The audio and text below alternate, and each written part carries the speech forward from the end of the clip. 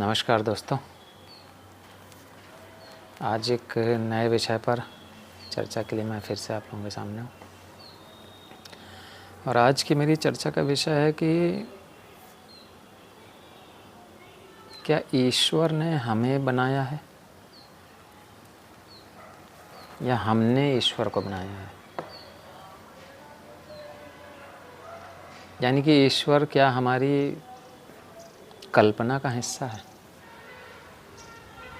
ईश्वर क्या हमारे सिर्फ सोच विचार के द्वारा रचित एक कल्पना है, सपना है,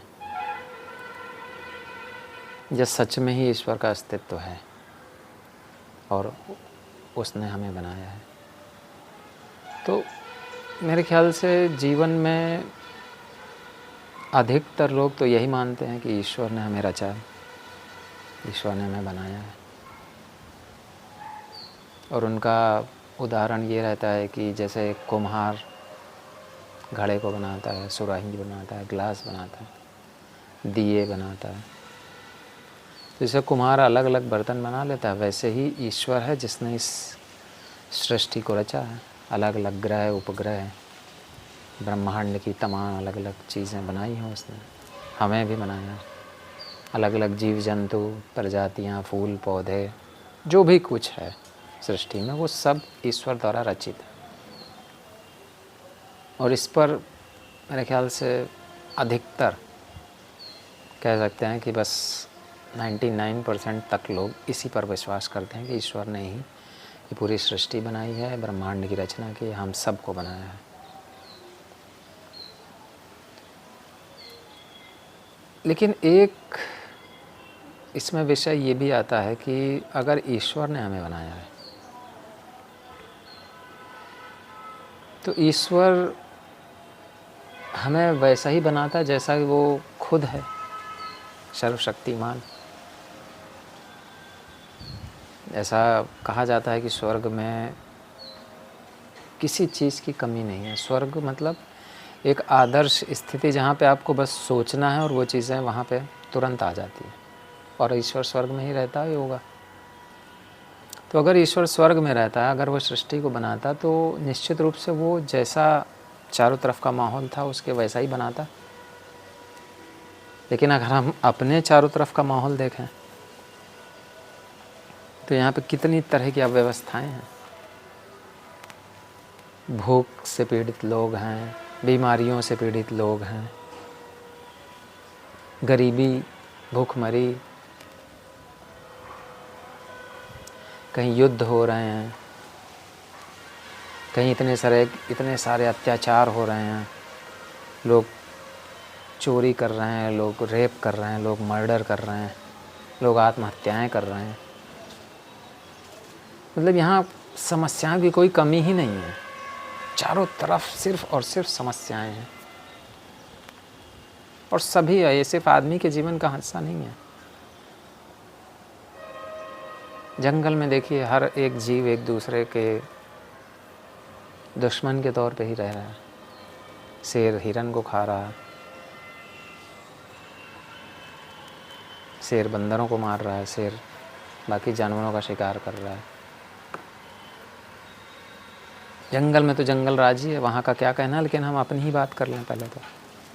हमारे चारों तरफ एक अव्यवस्थाओं का अंबार लगा हुआ है।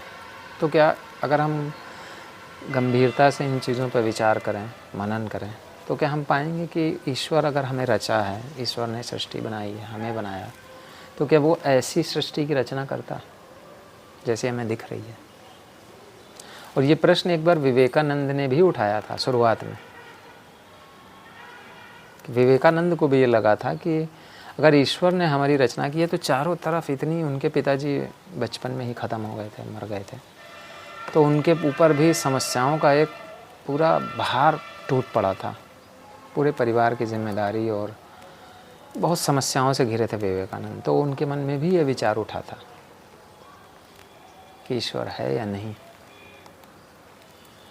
तो मेरे ख्याल से ईश्वर है या नहीं, इस प्रश्न को जानने के लिए हमें इसकी खोज करनी पड़ेगी।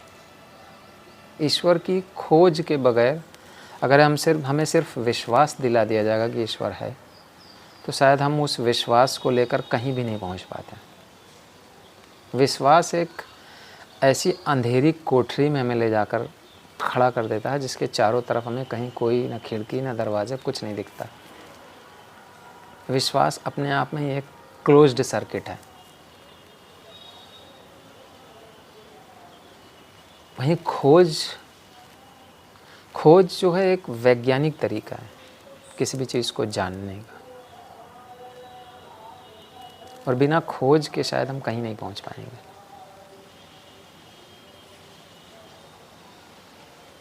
मैंने सुना है कि एक बार हंस और बगुला आपस में बात कर रहे थे।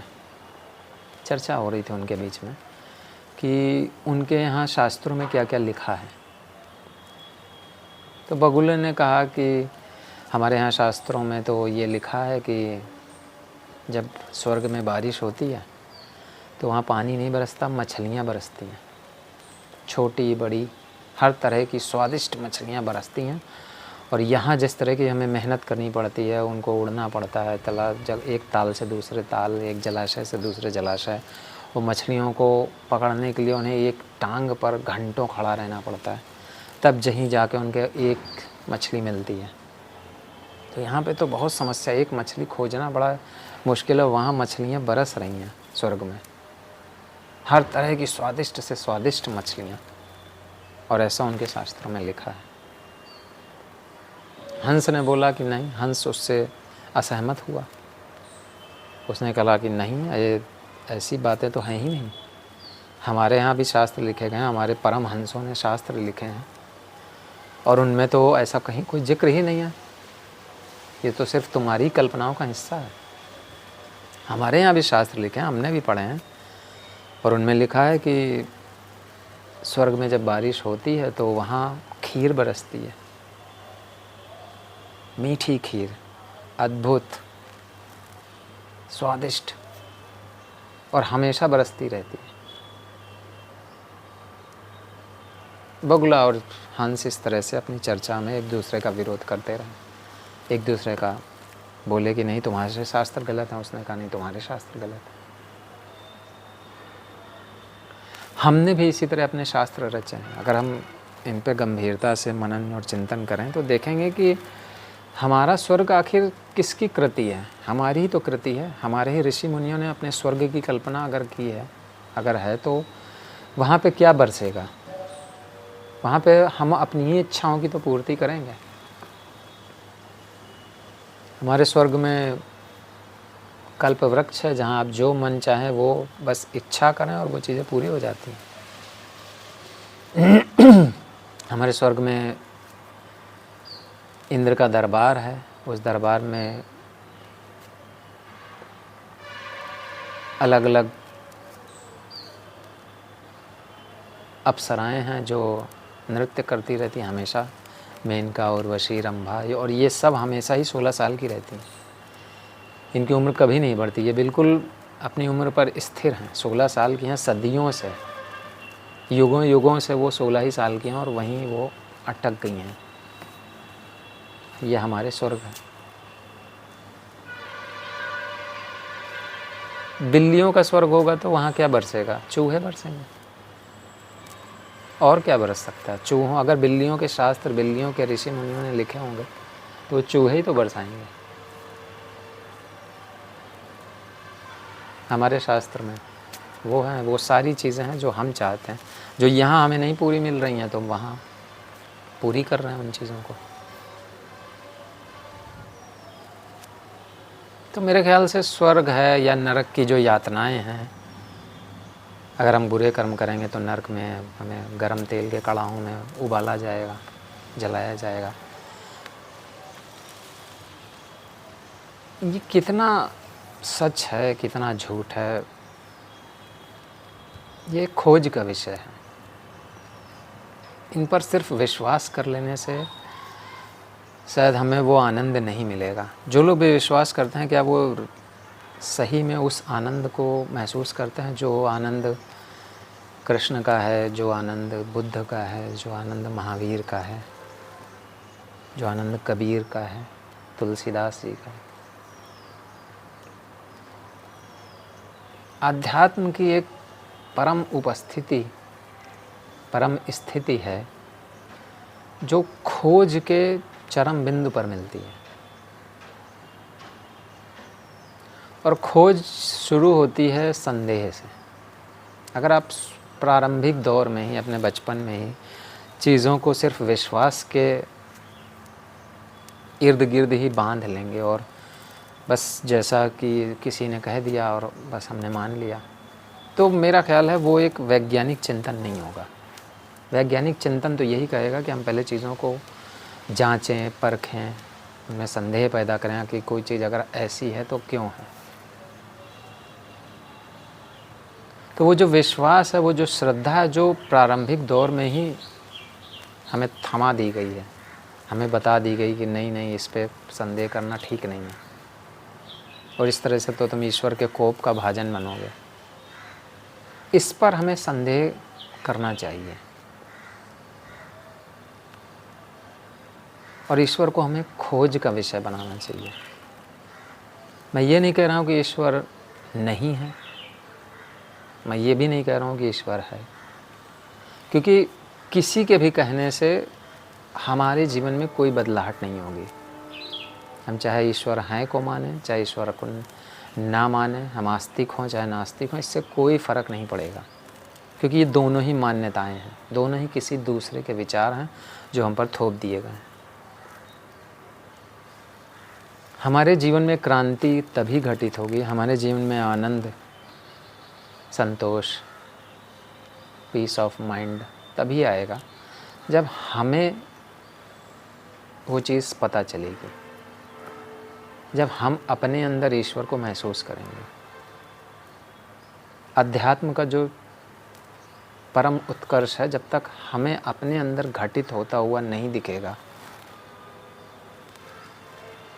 तब तक हम कैसे मान लेंगे, तब तक हमारे जीवन में कोई क्रांति कैसे होगी।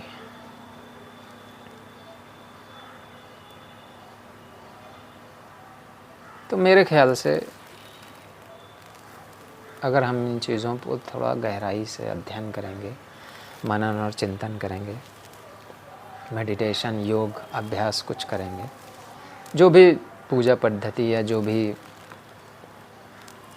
ईश्वर को कोई मानता है, तो मेरे ख्याल से उसको खोज का विषय बनाना चाहिए और तब उस पर अपना अन्वेषण करना चाहिए। और तब हम जिस स्थिति में खोज के दौरान जहाँ भी पहुँचेंगे, वहाँ उसके परम बिंदु पे, उसके चरम बिंदु पे, उसके शिखर पे जब हम पहुँचेंगे, तो वहाँ जो एक श्रद्धा भाव पैदा होगा मन में, वो भाव जगत एक अलग ही भाव जगत होगा। वो विश्वास के द्वारा नहीं आया है, वो खोज की परम बिंदु है, वो खोज का चरमोत्कर्ष है। वहाँ आपको peace of mind, relaxation, ecstatic, या जिसको कहते हैं सच्चित आनंद, वहाँ आपको सत्य के दर्शन होंगे, वहाँ आपका चित्त आनंदित होगा, वहीं सच्चिदानंद वहीं मिलेंगे। लेकिन वो खोज का परिणाम होगा।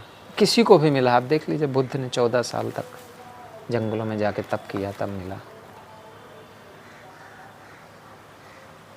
कबीर को धीरे धीरे धीरे धीरे उन्होंने भी कुछ साधना कुछ की, उसके बाद उन्होंने कहा है कि मैं राम की दुल्हनिया, वो राम भाव उनके मन में वो तब पैदा हुआ। तब वो कह रहे हैं कि प्रेम गलियति सांकरी, तामे दो ना समय। अहंकार मिटा, तब उनको ये सब चीज़ें पता चली। लेकिन ये सब चीज़ें खोज का, साधना का विषय है, तपस्या है इसमें।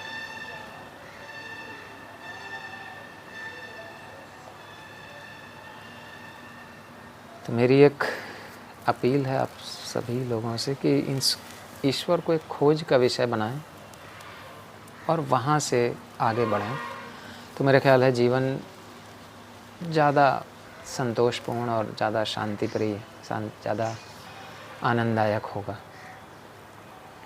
केवल मान ना लें, केवल विश्वास ना कर लें शुरुआती दौर में ही कि चीज़ें ऐसी हैं या ऐसी नहीं हैं।